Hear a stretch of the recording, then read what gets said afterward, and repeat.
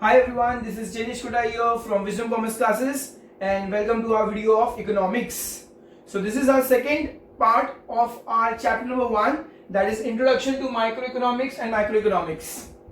In the previous video, we already saw what is exactly microeconomics, उसके क्या क्या features होते हैं, what are the importance and what are the scope of microeconomics, वो हमने पिछले वाले वीडियो में already देख लिया है students. So in this particular video, we are going to start with the next topic, that is macroeconomics. Macroeconomics. So what is the meaning of macroeconomics? The word macro is derived from the Greek word macros. That is M-A-K-R-O-S, Greek word macros, which means total, total या aggregate. Okay? तो अब macroeconomics क्या करने वाला है? वो study करेगा economics का, but entire in aggregate and in total entire economy, पूरे कंट्री को एक साथ में हम स्टडी करने वाले हैं. सो मैक्रो इकोनॉमिक्स का मीनिंग क्या होता है स्टूडेंट्स? Macro economics analyse. तो अब मैक्रो इकोनॉमिक्स किस चीज को एनालाइज करेगा? पूरे कंट्री के अंदर टोटल कितनी इनकम होती है, उस इनकम में से कितना कंजम्पशन होता है, कितनी सेविंग्स होती है और कितना इन्वेस्टमेंट हो जाता है, कंट्री के अंदर कितनी एम्प्लॉयमेंट है और कंट्री के अंदर इन्फ्लेशन हो रहा है. इन्फ्लेशन मतलब बहुत महंगाई हो रही है या डिफ्लेशन, सब कुछ सस्ती में मिल रहा है. बिजनेस साइकिल्स क्या होते हैं, ट्रेड साइकिल्स क्या होते हैं और उसके अंदर फ्लक्चुएशंस कैसे कैसे आते हैं, वो सारी चीजें, वो सारा स्टडी कौन करेगा? मैक्रो इकोनॉमिक्स खुद करता है. हमने माइक्रो इकोनॉमिक्स में पहले वाले वीडियो में देखा था, micro is the study of individual. Okay, slicing method था, हर चीज को इंडिविजुअल स्टडी कर रहा था. बट मैक्रो इकोनॉमिक्स उसका एग्जैक्ट ऑपोजिट है, वो एंटायर इकोनॉमी को, पूरे इकोनॉमी को एक साथ में स्टडी करेगा. Now this is the study of entire forest and not one single tree. हम पूरे फॉरेस्ट को एक साथ में प्रॉपर्ली स्टडी करने वाले हैं. That is the study of macro economics. Okay, so definition देखते स्टूडेंट. सबसे फर्स्ट डेफिनेशन था which is given to us by J.L. Henson. So J.L. Henson भाई साहब ने हमें क्या बताया है? He is an economist और उन्होंने अपना डेफिनेशन दिया था मैक्रो इकोनॉमिक्स का. He told us that macroeconomics will analyze between the relationship of all the aggregates.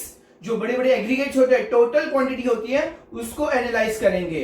तो पूरे कंट्री के अंदर कितनी नेशनल इनकम है, कितनी एम्प्लॉयमेंट है, कितनी सेविंग्स हो रही है और कितना इन्वेस्टमेंट कर रहे हैं, है ना? तो वो सारे जो बड़े बड़े टॉपिक्स होते हैं पूरे कंट्री के बारे में, वो सारी स्टडी कौन करने वाला है? मैक्रो इकोनॉमिक्स करने वाला है. एंड वन मोर डेफिनेशन जिसके अंदर सेम चीजें बताई गई है, according to professor Karl Shapiro. Okay, तो उन्होंने भी अपने डेफिनेशन में क्या बोला था? Macroeconomics is the study of entire economy as a whole. पूरे इकोनॉमी को जब हम पूरे कंट्री को एक साथ में स्टडी करेंगे, पूरे कंट्री के बारे में एक साथ में पढ़ेंगे, उसी को हम बोलेंगे that this is macro economics. Okay, so students, let's start the first thing, scope of macroeconomics. इसका क्या मतलब है कि मैक्रोइकोनॉमिक्स का स्कोप कहां तक फैला हुआ है, वो हम देखने वाले हैं right now. So the first is theory of income and employment. Macroeconomics is also called as the theory of income and employment because पूरे कंट्री के अंदर हमारी नेशनल इनकम क्या है. नेशनल मतलब अगर हम बोलूं 130 करोड़ पॉपुलेशन है, तो पूरे 130 करोड़ लोग कितना पैसा कमा रहे हैं, पूरे कंट्री की नेशनल इनकम कितनी है, वो हमें पता चलेगी. किसके पता चलेगी? मैक्रो इकोनॉमिक्स के थ्रू पता चलेगी. अब उस पैसे में से, पूरे नेशनल इनकम में से कितना पैसा सेव हो रहा है ना, जितना भी हमने इनकम कमाया जितना भी, उसमें से कितना पैसा हमने क्या कर दिया? कंज्यूम कर दिया, कंजम्पशन के लिए यूज कर दिया.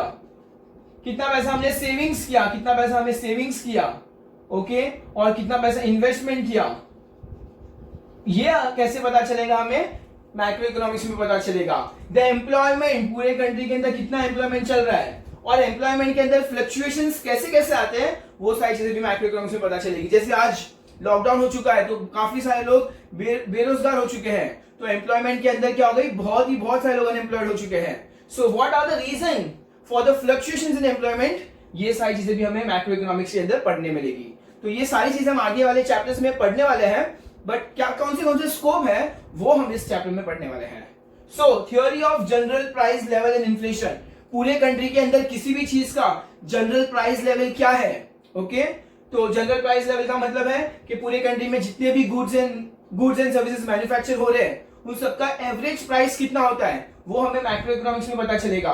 और उससे हमें पता चलेगा कि कंट्री के अंदर बहुत ज्यादा इन्फ्लेशन हो रहा है या डिफ्लेशन हो रहा है। अगर price level, general price level is too high, मतलब कंट्री के अंदर इन्फ्लेशन है, सब कुछ महंगाई वाली हो गई है। ओके, एक टाइम था जब कांदे 100 रुपए किलो बिक रहे थे। ओके, तो दैट इज इन्फ्लेशन। तो इन्फ्लेशन भी इकोनॉमी के लिए अच्छा नहीं है। और बहुत ज्यादा डिफ्लेशन होना, मतलब पैसे का गिर जाना, ओके, हर चीज सस्ती वाली हो जाना, वो भी इकोनॉमी के लिए अच्छी बात नहीं है। स्टेबिलिटी आनी चाहिए। तो what are the reasons for fluctuations, और उसमें स्टेबिलिटी कैसे लाते हैं, वो सारे रीजंस और वो सारे स्ट्रेटेजीज भी हमें मैक्रो इकोनॉमिक्स में पता चलेंगे। Now third is theory of growth and development. Country के अंदर कितना ग्रोथ हो रहा है, कितना डेवलपमेंट हो रहा है, वो जानकारी लाने के लिए उसके लिए हमें स्टडी करने का macro economics. What are the reasons country के अंदर बहुत ज्यादा पॉवर्टी क्यों है, कंट्री अंडर डेवलप क्यों हो रही है, ये भी हमें पता चलेगा मैक्रो इकोनॉमिक्स में। And the strategies and the plans to accelerate and boost our economy. अगर हमें हमारी इकोनॉमी को बूस्ट करना है, एक्सेलरेट करना है, बहुत डेवलप करना है, तो उसके लिए क्या क्या प्लान्स और स्ट्रेटजीज है वो हमें मैक्रो इकोनॉमिक्स के थ्रू पता चल सकती है। And finally macro theory of distribution. हमारे पूरे कंट्री के अंदर जितना भी नेशनल इनकम है, उस नेशनल इनकम को किस तरह से डिवाइड हो रहा है, किस तरह डिस्ट्रीब्यूट हो रहा है, चार चीजों में किस तरह से डिस्ट्रीब्यूट हो रहा है। चार चीजों में, कौन सी चीजों में, वेजेस, रेंट, इंटरेस्ट और प्रॉफिट। ओके, इन चारों चीजों में किस तरह से वो डिस्ट्रीब्यूट हो रहा है, वो एग्जैक्ट डिस्ट्रीब्यूशन नेशनल इनकम का, वो भी हमें मैक्रो इकोनॉमिक्स में पता चलेगा। ये सारी चीजें, ओके स्टूडेंट्स, तो इन सारी चीजों के अंदर हमें पता चल रहा है कि मैक्रो इकोनॉमिक्स का स्कोप कितना है। और मैक्रो इकोनॉमिक्स हमें क्या करने वाला है, it is the study of aggregate, total पूरे कंट्री के बारे में हम पढ़ने वाले हैं मैक्रो इकोनॉमिक्स के बारे में।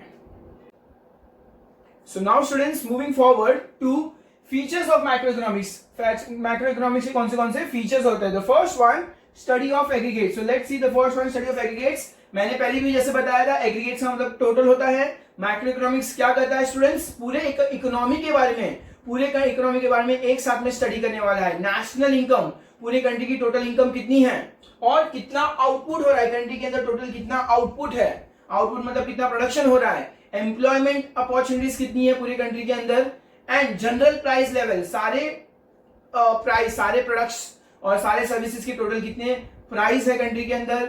And this is entirely business cycle. ये पूरा बिजनेस साइकिल किस तरह से चलता है वो हमें मैक्रो इकोनॉमिक्स में पता चलता है। इसका मतलब क्या होता है, स्टडी ऑफ एग्रीगेट्स, मतलब पूरे के पूरे टोटल के बारे में हम पूरे इकोनॉमी के बारे में एक साथ में पढ़ने वाले हैं। Next is income theory. So income theory से हमें क्या पता चलेगा, macro economics is also an income theory. हमने पहले ही यहाँ पे देखा था इनकम, थियरी ऑफ इनकम। इसका मतलब कंट्री के अंदर टोटल नेशनल इनकम कितनी है। ओके, उसके अलग अलग इनकम के अलग अलग एलिमेंट्स होते हैं। सो नेशनल इनकम किसके से रिलेटेड है, पूरे कंट्री में टोटल कितना सप्लाई हो रहा है और कितना डिमांड हो रहा है। Look, I am going to write over here, ये मैंने पहले भी बताया हुआ है। कंट्री के अंदर डिमांड और सप्लाई कैसा होना चाहिए, इक्वल होना चाहिए। लेकिन अगर कंट्री में डिमांड बहुत ज्यादा है किसी चीज की और सप्लाई बहुत कम है, सप्लाई कम है, तो उससे क्या हो जाएगा स्टूडेंट्स, कंट्री के अंदर इन्फ्लेशन आ जाएगा, बिकॉज प्राइस एकदम हाई हो जाएंगे, हर चीज के प्राइस हाई हो जाएंगे। बट सपोजिंग किसी प्रोडक्ट के डिमांड बहुत कम है और सप्लाई बहुत ज्यादा है, सप्लाई ज्यादा है, तो क्या हो जाएगा, डिफ्लेशन हो जाएगा, डिफ्लेशन हो जाएगा, जिसका मतलब क्या होता है, प्राइस का कम होना। सो इनकम थियरी से हमें पता चलेगा कंट्री के अंदर क्या हो रहा है, इन्फ्लेशन आ रहा है या डिफ्लेशन आ रहा है, तो वो सारी चीजें भी हमें मैक्रो इकोनॉमिक्स के अंदर पता चलेगी। So next is point number 3, general equilibrium analysis.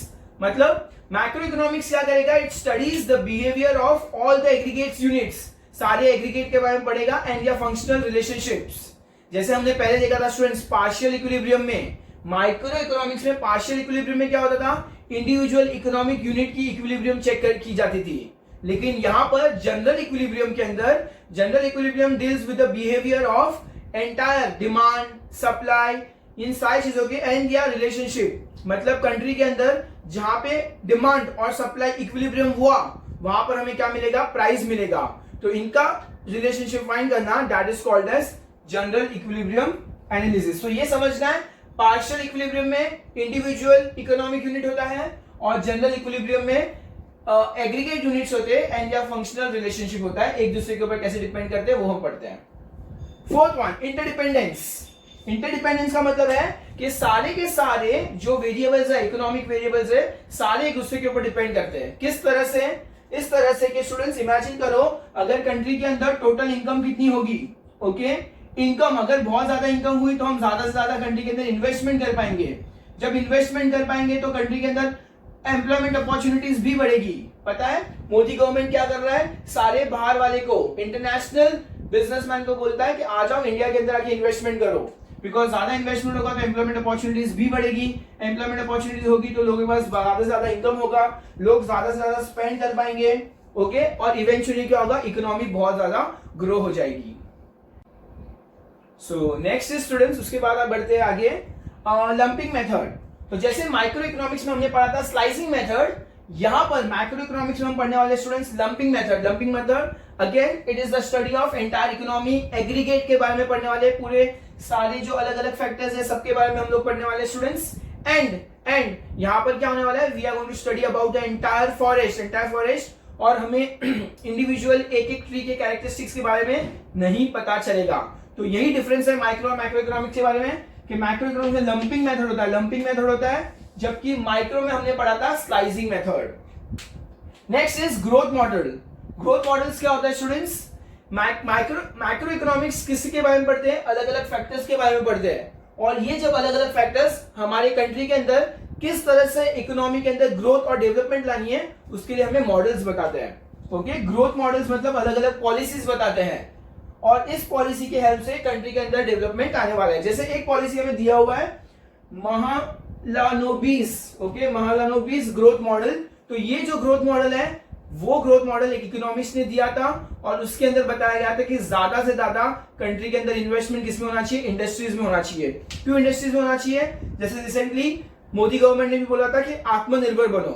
आत्मनिर्भर बनो मतलब हमारी कंट्री के अंदर मैन्युफैक्चरिंग हब होना चाहिए। ज्यादा से ज्यादा जब हम खुद मैन्युफैक्चर करेंगे तो हमें दूसरी कंट्री के ऊपर डिपेंडेंट नहीं रहना पड़ेगा। ये जो ग्रोथ मॉडल है उसमें भी हमें बताया गया था कि ज्यादा से ज्यादा हमें क्या करना है? बेसिक हैवी इंडस्ट्रीज के अंदर इन्वेस्टमेंट होना चाहिए, जिससे हमारी कंट्री इंडिया क्या बन जाएगी? आत्मनिर्भर बन जाएगी। तो दैट इज ग्रोथ मॉडल। और नेक्स्ट पॉइंट होता है हमारा जनरल प्राइस लेवल।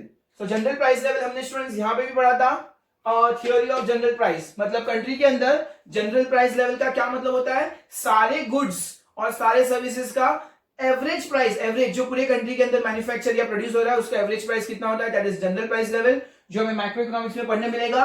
और उसको किस तरह से डिटरमाइन करते हैं और उसमें किस तरह से चेंजेस आते हैं, फ्लक्चुएशंस आते हैं, वो सारी चीजें भी हमें मैक्रो इकोनॉमिक्स के अंदर पता चलेगी। And finally policy oriented. हमारे मैक्रो इकोनॉमिक्स के पार्ट को पूरे को क्या बताया गया है? पॉलिसी ओरिएंटेड बताया गया है। क्यों? बिकॉज ये एक पॉलिसी है। मैक्रो इकोनॉमिक्स हमें क्या करता है? इन सब के बारे में पढ़ाता है पहले और फिर हमें बताता है। जैसे इस तरह से बताया था मॉडल, हमें ग्रोथ मॉडल कहा गया था, इसी तरह से मैक्रो इकोनॉमिक्स पॉलिसी भी है, और उस पॉलिसी की मदद से हम कंट्री के अंदर क्या ला सकते हैं? ग्रोथ और डेवलपमेंट ला सकते हैं। इन्फ्लेशन जैसी प्रॉब्लम से दूर हट सकते हैं। कंट्री के अंदर जब डिप्रेशन आएगा, डिप्रेशन आना मतलब बहुत संकट आना, कंट्री के अंदर ज्यादा एम्प्लॉयमेंट अपॉर्चुनिटीज नहीं होना, प्रोडक्शन सिस्टम प्रॉपर्ली नहीं चलना, इनकम कम हो जाना, तो जब वो डिप्रेशन मोमेंट आता है तो उसको बाहर कैसे निकलते हैं वो हमें हेल्प कौन करता है? मैक्रो इकोनॉमिक्स हेल्प करता है। इसलिए मैक्रो इकोनॉमिक्स को क्या कहा गया है? पॉलिसी ओरिएंटेड साइंस कहा गया है। ओके स्टूडेंट्स, तो यहाँ पे हमारा फीचर्स ऑफ मैक्रो इकोनॉमिक्स होता हुआ finish. So moving forward now to the last question of the video, importance of macro economics. The first point is functioning of an economy. तो स्टूडेंट्स हमारी जो economy है, जो इतनी वास्ट, इतनी बड़ी और इतनी कॉम्प्लेक्स इकोनॉमी है, उसके बारे में वो किस तरह से फंक्शन कर रही है, किस तरह से रन कर रही है, हमें कब पता चलेगा? जब हम मैक्रो इकोनॉमिक्स की स्टडीज करेंगे। मैक्रो इकोनॉमिक्स की स्टडी करना मतलब इन सारे फैक्टर्स, इन सारे वेरिएबल्स के बारे में डिटेल में पढ़ना, तब हमें पता चलेगा कि हमारी पूरी की पूरी कंट्री रन किस तरह से कर रही है, इज इट प्रॉपर्ली वर्किंग और नॉट। तो हमारी कॉम्प्लेक्स सिचुएशन इकोनॉमी को समझने के लिए मैक्रो इकोनॉमिक्स की पढ़ाई बहुत ज्यादा इंपॉर्टेंट है। Next is economic fluctuations.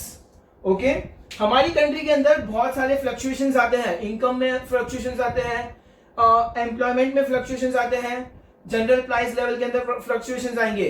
तो इन सारे फ्लक्चुएशंस को पढ़ना, समझना कि क्यों फ्लक्चुएशंस आ रहे हैं, और फिर पॉलिसीज बनाना ताकि हो सके उतना उसको कम कर सके, रिड्यूस कर सके, या एटलीस्ट उसकी सिवियरिटी को, ओके उसके जो बैड इंपैक्ट्स पड़ रहे हैं उसको हो सके उतने हम कम कर सके। सो इसीलिए मैक्रो इकोनॉमिक्स की स्टडी करना इंपॉर्टेंट है ताकि प्रॉब्लम्स को फाइंड आउट करके उसके सॉल्यूशंस ढूंढ सके। नेशनल इनकम, सो कंट्री के अंदर कितनी नेशनल इनकम हो रही है तो हमने ऑलरेडी पढ़ लिया है कि नेशनल इनकम क्या होता है, बट ये क्यों इंपॉर्टेंट है, मैक्रो इकोनॉमिक्स की स्टडी करना क्यों इंपॉर्टेंट है, बिकॉज हमें उससे पता चलेगा हमारी कंट्री के अंदर नेशनल इनकम कितनी है। Let's take an example, if I am an individual, मैं एक इंडिविजुअल हूं, तो मेरे लिए जानना बहुत इंपॉर्टेंट है कि मैं अपने बिजनेस के अंदर कितना पैसा कमा रहा हूं। क्यों इंपॉर्टेंट है? So that I can take important future decisions, मैं फ्यूचर डिसीजन ले पाऊंगा। उसी तरह से हमारी कंट्री की टोटल नेशनल इनकम कितनी है ये बहुत ज्यादा इंपॉर्टेंट है जानना हमारे लिए, और वो हम कब जान पाएंगे, जब हम माइक्रो इकोनॉमिक्स की स्टडीज करेंगे तब हमें पता चलेगा। So next is fourth point, economic development. तो स्टूडेंट्स, हम जिस तरह से एडवांस स्टडीज कर रहे हैं, मैक्रो इकोनॉमिक्स के बारे में पढ़ रहे हैं, सारे वेरिएबल्स के बारे में पढ़ रहे हैं, तब हमें पता चलेगा कि एक डेवलपिंग कंट्रीज के लिए कौन सी प्रॉब्लम्स फेस करनी पड़ती है। ओके तो प्रॉब्लम्स कैसे हो सकती है, जैसे गरीबी सबसे बड़ी प्रॉब्लम हमारे लिए, गरीबी को टैकल करके हमें डेवलप कंट्री की ओर बढ़ना है। Inequality of income and distribution properly नहीं हो रहा है, तो जैसे बोला जाता है ना, अमीर अमीर बनते जा रहा है और गरीब गरीब बनते जा रहा है, बिकॉज इनकम प्रॉपर्ली डिस्ट्रीब्यूट नहीं हो रही है। लोगों का स्टैंडर्ड ऑफ लिविंग, कोई बहुत ही आलीशान जिंदगी जी रहा है, but there are many people जो झोपड़पट्टी में रह रहे हैं और उनका स्टैंडर्ड ऑफ लिविंग बहुत अच्छा नहीं है। सो इन सब प्रॉब्लम्स को हम कब समझ पाएंगे, जब हम मैक्रो इकोनॉमिक्स की स्टडी करेंगे और फिर हम अच्छी से अच्छी पॉलिसी बनाएंगे ताकि हम इकोनॉमी को डेवलप कर सके। सो इसीलिए बहुत इंपॉर्टेंट है हमें मैक्रो इकोनॉमिक्स पढ़ना। Next is performance of an economy. So performance of an economy, students जब हम स्टैट्स देखते हैं कोई भी क्रिकेट मैच का, तब हमें पता चलता है कि कोहली ने किस तरह से परफॉर्म किया है, धोनी ने किस तरह से परफॉर्म किया है, या रोहित शर्मा ने किस तरह से परफॉर्म किया है, और हम ये भी कंपेयर कर सकते हैं कि वो सारे लोग कैसे परफॉर्म कर रहे हैं, कौन ज्यादा अच्छा परफॉर्म कर रहा है, किसने पहले ज्यादा अच्छा परफॉर्म किया था, किसने इस मैच में अच्छे से परफॉर्म नहीं किया।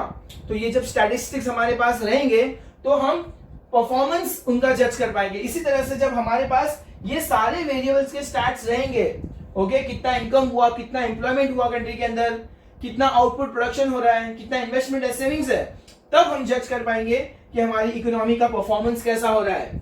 क्या पहले के पीरियड में वो ज्यादा अच्छा परफॉर्म कर रहा था या अभी अच्छा परफॉर्म कर रहा है। जब हमें पता चलेगा इस बारे में तो हम प्रॉब्लम्स देखेंगे कि अगर अच्छा परफॉर्म नहीं हो रहा है तो उसको किस तरह से उसका परफॉर्मेंस बढ़ाया जा सके, उसके बाद हम पॉलिसीज बना सकते हैं। सो मैक्रो इकोनॉमिक्स बहुत इंपॉर्टेंट है ताकि हमें इकोनॉमी की परफॉर्मेंस के बारे में पता चलेगा। Next point is study of macro economic variables. So macro economics पढ़ने के लिए हमें मैक्रो इकोनॉमिक्स के वेरिएबल्स को पढ़ना बहुत ज्यादा इंपॉर्टेंट है। हमारी इकोनॉमी में जितने भी प्रॉब्लम्स है वो सारे प्रॉब्लम्स इन सब वेरिएबल से रिलेटेड ही है। ओके, एम्प्लॉयमेंट से रिलेटेड है, इनकम से रिलेटेड है, प्रोडक्शन से रिलेटेड है, इन्वेस्टमेंट से रिलेटेड है।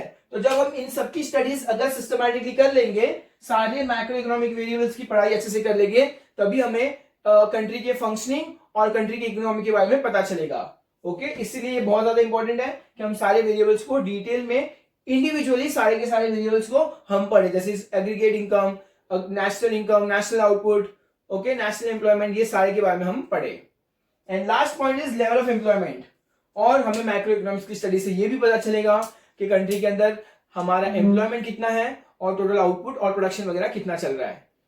सो ये सारी स्टडीज करना बहुत इंपॉर्टेंट है, और आगे वाले चैप्टर्स में हम पढ़ने वाले इन सारे इंडिविजुअल सारे के सारे वेरिएबल्स के बारे में पढ़ने वाले हैं कि ये सारे वेरिएबल्स हमें किस तरह से हमारी इकोनॉमी के डेवलपमेंट की ओर भी लेके जा सकते हैं, और अगर नहीं सिस्टमैटिकली वर्क किया तो हमें अंडर डेवलपमेंट की ओर भी लेके जा सकते हैं। So I hope students you have understood entire micro and macro economics का concept. Okay, this part can come in your board exam. It's a very very important chapter, your first chapter of economics, और वो बहुत ज्यादा important है हमारे board exam point of view से भी। So I hope you have understood the entire concept. Do like our video, कुछ अच्छा सा कमेंट कर लेना, सब्सक्राइब तो आपने कर ही लिया होगा। Thank you so much students, bye.